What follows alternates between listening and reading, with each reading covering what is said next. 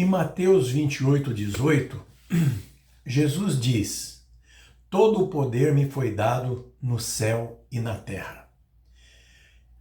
Com isso, Jesus quis dizer que ele se tornou o Todo-Poderoso?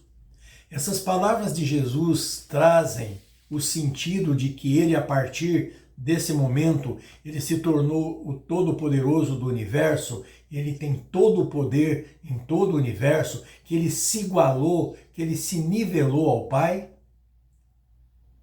O professor Euler Lopes diz que sim. E é isso que nós vamos ver logo após a vinheta. Vem comigo.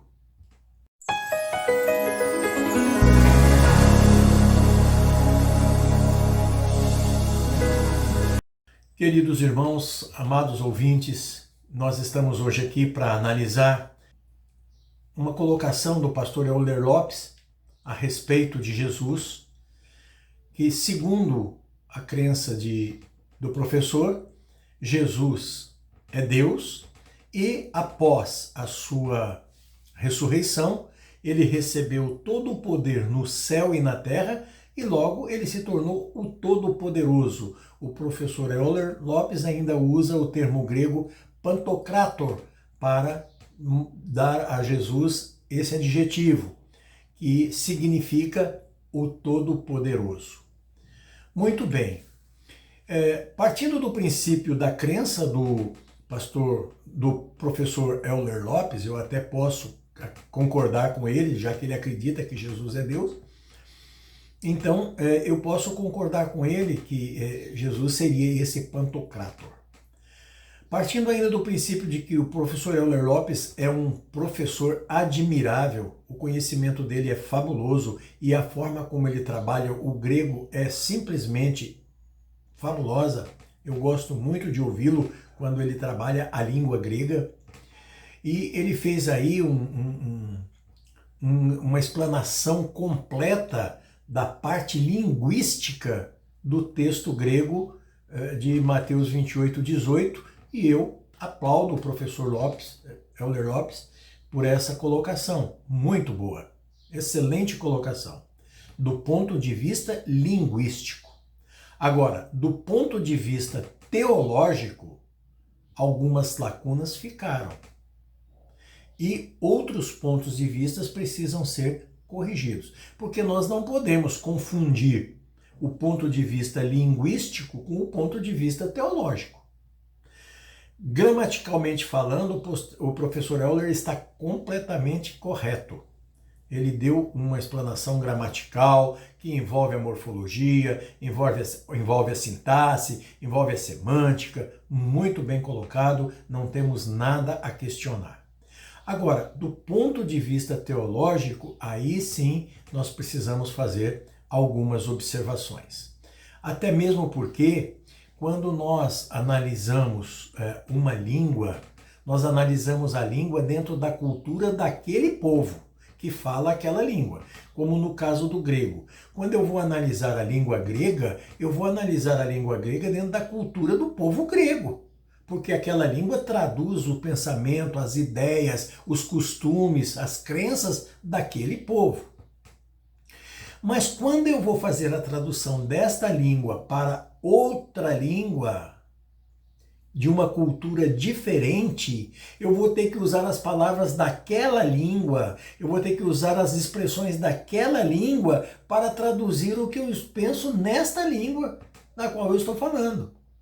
Então, o que acontece? Eu vou usar palavras de lá que para aquele povo tem uma conotação diferente daquela que eu tenho, porque aquela cultura é diferente da minha, mas eu tenho que traduzir aquilo que eu estou falando na minha língua, eu tenho que traduzir para aquela, usando as palavras daquela língua. Só que no momento de fazer a análise, eu vou analisar aquelas palavras com o sentido da minha língua original, e não com o sentido da língua que está sendo traduzida. Para que isso fique mais claro, vamos citar aqui a questão, por exemplo, da palavra céu e céus, né? Em que no grego nós temos o céu, e em hebraico nós temos os céus. No grego, no singular, no hebraico, no plural. Então, quando eu pego aqui, por exemplo, o texto de Mateus 28, 18, no grego, que está ali, passa exousia em orano kai et gis. Eu tenho ali todo o poder no céu e na terra. Então veja que Urano está no singular, significa o céu. Mas quando eu pego a língua hebraica, que eu tenho lá, Bará et Hashamai vet haaretz. Então eu tenho no hebraico, criou os céus e a terra. Então veja que Hashamai, os céus, está no plural. Muito bem. Quando nós usamos a língua grega para transmitir mensagens bíblicas, nós temos que usar essas palavras em grego com o sentido do hebraico. Nós não podemos usar com o sentido da mitologia grega. Se nós usarmos com o sentido da mitologia grega, fica totalmente divergente daquilo que a original em hebraico fala. Um exemplo mais claro disso, quando eu pego a palavra, por exemplo, Hades, do grego, Hades. O que significa?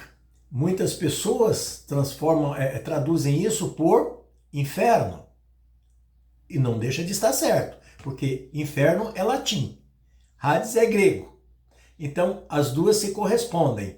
No latim e no grego, elas se correspondem. Mas elas têm um sentido mais usual, que nós vamos trazer, porque o inferno latino também tem o mesmo sentido em português, que nós vamos ter que traduzir daqui a pouco, já vamos chegar lá. Só que a palavra Hades, em grego, quando ela está escrita na Bíblia, ela está se referindo ao Sheol hebraico. E Sheol hebraico, se nós traduzirmos do hebraico diretamente para o português, nós temos o quê? Nós temos sepultura. Sepultura. Não temos aí outra situação. A tradução do hebraico direto para o grego é sepultura. E quando eu traduzo para o grego, aí é Hades. Mas quando eu pego a palavra Hades no grego e vou analisar o significado dela dentro da cultura grega, dentro daquilo da visão dos gregos, Hades no grego significa lugar dos mortos. Mas um lugar dos mortos que é dividido em compartimentos, em vários compartimentos. Para a mitologia grega, o Hades ele é dividido em vários compartimentos de acordo para onde vão as almas, de acordo com o pecado que elas cometeram. As de pecados mais leves ficam em lugares melhores, as de pecados mais pesados vão ficando em lugares piores e assim gradativamente. Toda a divisão do Hades está ali dentro para que todas as almas sejam colocadas ali. Esta é a visão grega do inferno, né?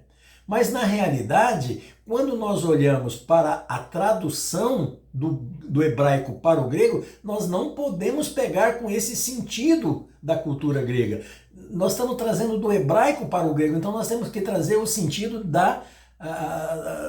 do entendimento da cultura hebraica e não da grega. E lá, Sheol é sepultura. Então, Hades em grego tem que significar para nós sepultura. E que traduzida para o latim, também que é inferno, também é sepultura. Porque inferno, em latim, traduzido para o português, sem usar o estrangeirismo inferno, usando diretamente a tradução de inferno para o português, significa sepultura. Por quê? Inferno vem de infer, inferior, lugar de baixo. Inferior, lugar de baixo. Hades, lugar dos mortos. Sheol, sepultura. Então vê que os três se correspondem. Então tanto Sheol como Hades, como inferno, tem o significado de sepultura. Se eu quero me referir ao lago de fogo, aonde vai as almas eternamente, a condenação eterna das almas, eu não posso usar Sheol. Como não posso usar Hades e não posso usar inferno. Eu tenho que usar o lago de fogo e que no hebraico é Gebenrinon ou Guerrinon. Geben-Rinom significa Vale dos Filhos de Rinom. E Guerrinom significa Vale de Rinom. Então é a mesma coisa. Mas é mais fácil dizer Guerrinom do que Geben-Rinom. Logo, mas o que é Geben-Rinom no hebraico? Geben-Rinom significa o Vale dos Filhos de Rinom, que é um lugar fora dos muros de Jerusalém, aonde o fogo ardia 24 horas por dia. Era um fogo que não se apagava nunca. Por quê? Porque ele era alimentado com enxofre, para não se apagar, porque ali era jogado todo o lixo da cidade de Jerusalém para ser queimado, ali era jogado restos de animais, ali era jogado corpos de pessoas indigentes e de malfeitores, bandidos e malfeitores que eram mortos, que eram crucificados, que eram... os corpos deles eram jogados ali para ser destruídos. Eles não mereciam uma sepultura honrosa, direta. Ninguém ia se preocupar de sepultá-los. Então jogava-se ali e ali ele era destruído. Aquele fogo ardia 24 horas por dia, alimentado por enxofre. E o que a Bíblia fala da alma para o condeno eterno? No lago de fogo e enxofre. Então há uma correspondência de Guerrinom com o lago de fogo. E quando Jesus vai fazer uma referência a esta condenação, ele não usa Hades, ele usa Guena. Você vê que então, quando Jesus usa Hades, como no caso da parábola do rico e de Lázaro, né, ele usa Hades. Então, e no Hades, quer dizer, e na sepultura. Agora, quando ele vai fazer uma referência ao lago de fogo, temai ante aquele que pode fazer perecer no fogo tanto o corpo, né? Perecer no inferno ele usa, tanto o corpo quanto a alma. Aí este inferno que está traduzido em português, no grego ele não está inferno, ele está Guena. Na parábola do rico e de Lázaro está Hades, que significa sepultura. Mas aqui está Guena, que significa Guerrinom. Então, o lago de fogo. É por isso que nós temos que entender essa diferença para que possamos ter o sentido teológico correto. O esclarecimento do professor Euler Lopes, dentro da língua hebraica, da gramática, está perfeito, correto. Agora, teologicamente, deixou um pouco a desejar, porque ficaram lacunas que não foram preenchidas e ficaram pontos que precisam ser pincelados. E é isso que nós vamos continuar vendo aqui. Eu peço a você que não desista, continue assistindo esse vídeo até o fim, porque em cada momento você vai encontrar uma coisa nova que vai aumentar o seu conhecimento. Ok, amados? Muito bem. Então, para que nós possamos ter um entendimento perfeito dessa passagem de Jesus em Mateus 28, 18, quando ele diz, todo o poder me foi dado no céu e na terra, nós precisamos fazer aí agora o paralelo desse texto em grego e em hebraico, né, para podermos entender.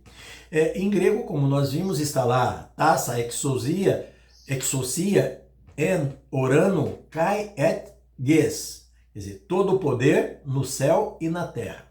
Em hebraico está lá, bara et hashamai vet haaretz, que significa criou os céus e a terra. Então vemos aí a diferença. Hashamai, os céus, em hebraico, e orano, o céu, em grego. Por que essa diferença? Por que essa divergência? Nós vamos entender Urano no sentido grego ou nós vamos entender Urano no sentido hebraico?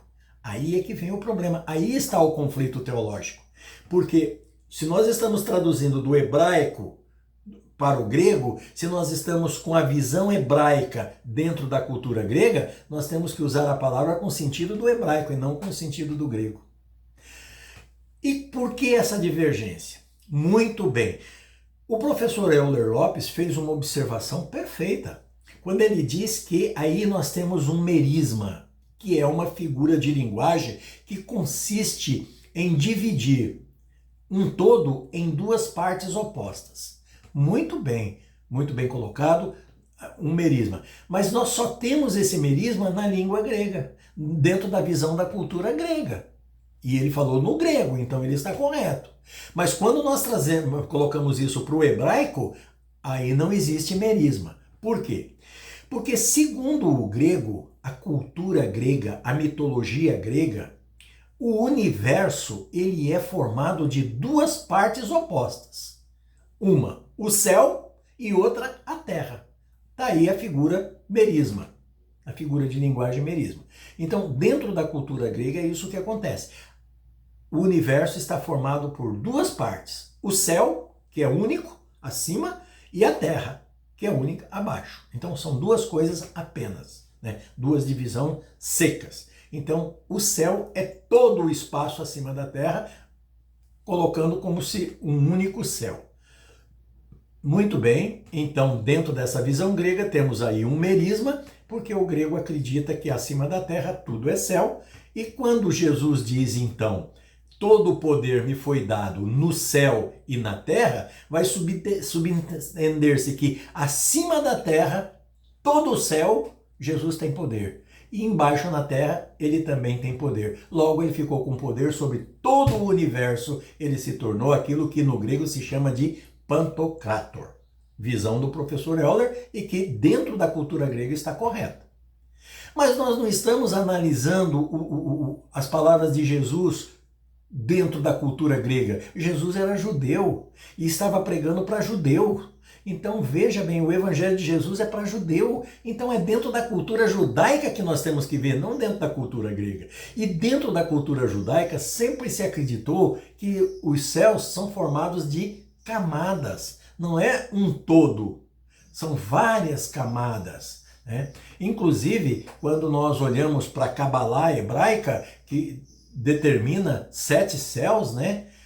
E talvez até tenha mais, não sei se 7, 9, 10, né? Porque eles se fundamentam muito dentro da árvore da vida, que traz as camadas, né? E cujas camadas têm as esferas, que são os pontos energéticos de cada situação, de cada camada, né? Então, dentro da Cabala hebraica, aí existem vários céus.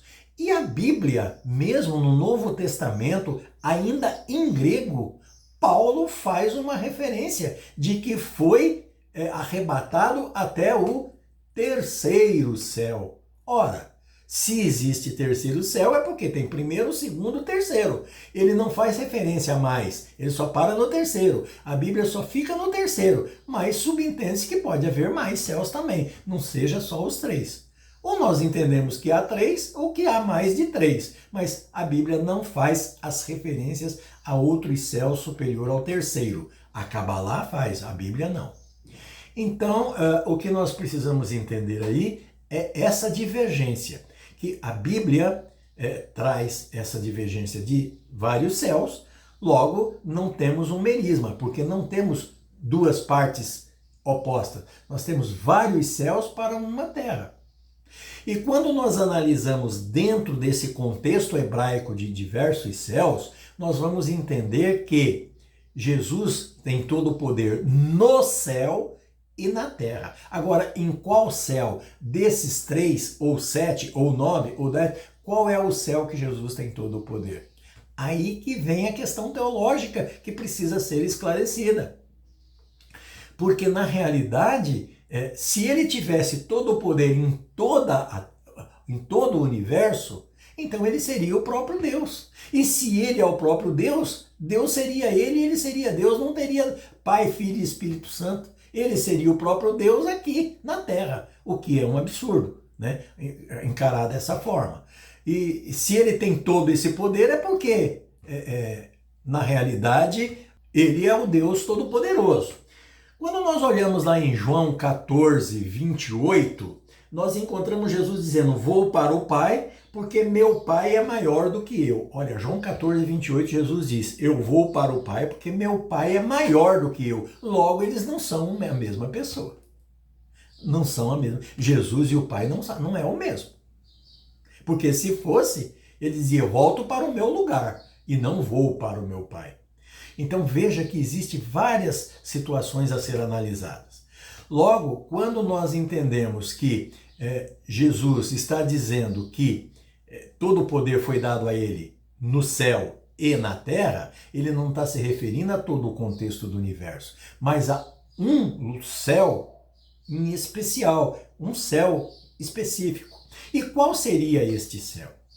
Voltando à cultura hebraica, quando nós analisamos o que a Bíblia se revela para nós, nós encontramos que no princípio havia o Éden e no Éden havia um jardim. No jardim do Éden, Deus colocou o homem. Esse homem estava no jardim do Éden, esperando o momento para ser aprovado completamente, pela obediência, aonde ele provavelmente viesse a habitar todo o Éden. Mas ele do jardim do Éden administraria toda a terra.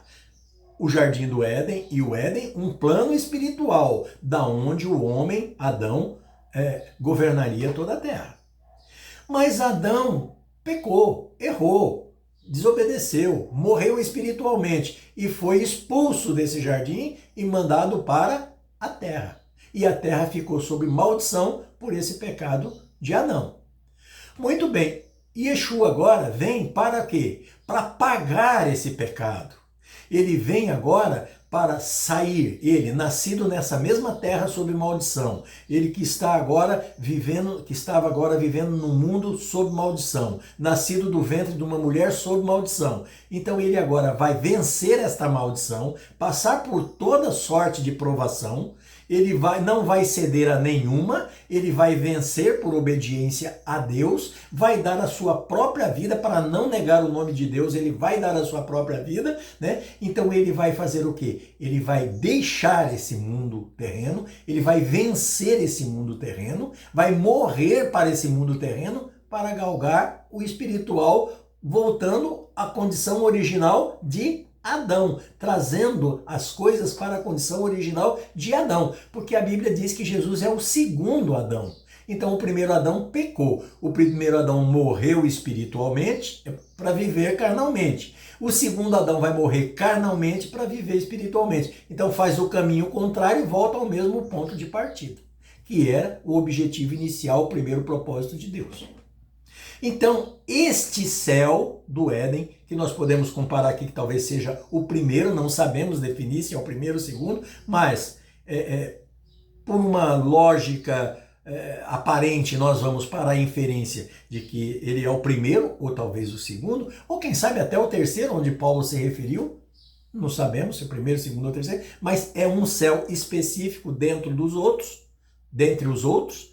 Então, Yeshua vai voltar. Ele agora, depois da morte e ressurreição dele, ele adquiriu poder para voltar a esse céu. E dentro deste céu e da terra a qual ele venceu, ele tem todo o poder neste céu e na terra. Não em todo o universo, não nos 3 céus, ou 4 céus, ou 5 céus, ou 7 céus, porque esta parte superior pertence ao Altíssimo, ao Todo-Poderoso, que não é Yeshua.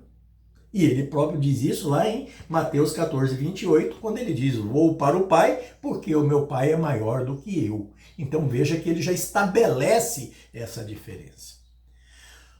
Então, amados, dentro deste contexto, nós podemos ver que Yeshua, que Jesus, ele não é o Pantocrator.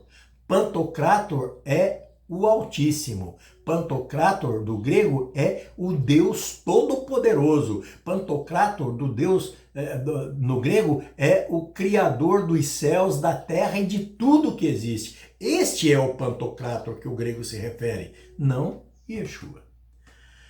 Bom, quando nós olhamos para essa questão de Jesus ser o segundo Adão e voltar ao Éden, ao céu, onde está o Éden e o jardim, e ele ter todo o poder neste céu e na terra, nós confirmamos isso aonde? Em Apocalipse, no capítulo 21 e no capítulo 22 de Apocalipse, que fecha o livro de Apocalipse, ali diz o quê?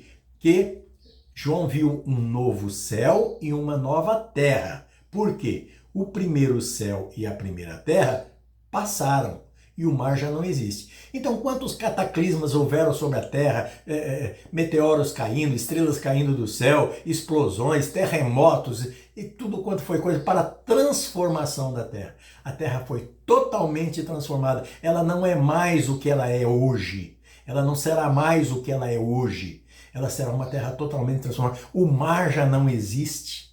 Então é uma nova terra, um novo céu, um novo conjunto de leis, aonde Yeshua estará aqui com a sua igreja, com o seu povo, formada de gentios e judeus convertidos.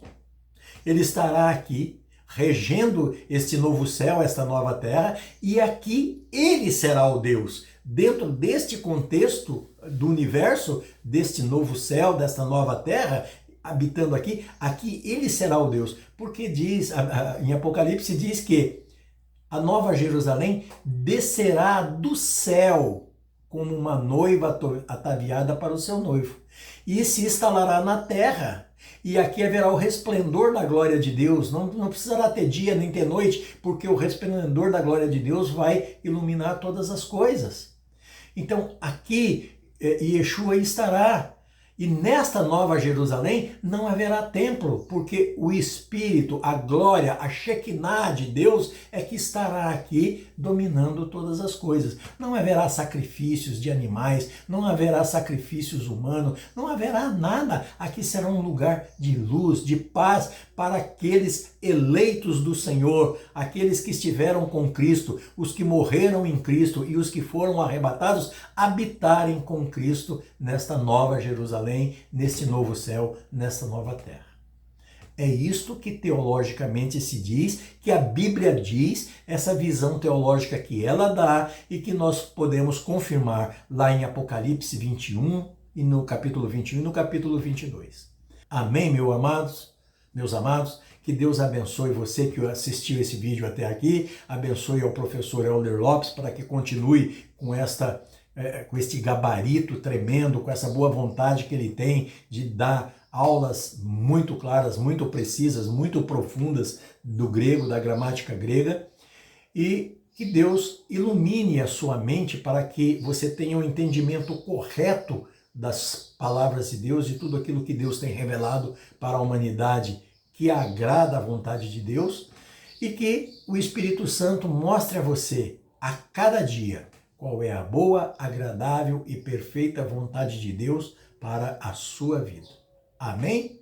Que assim seja em nome de Yeshua, que assim seja em nome de Jesus.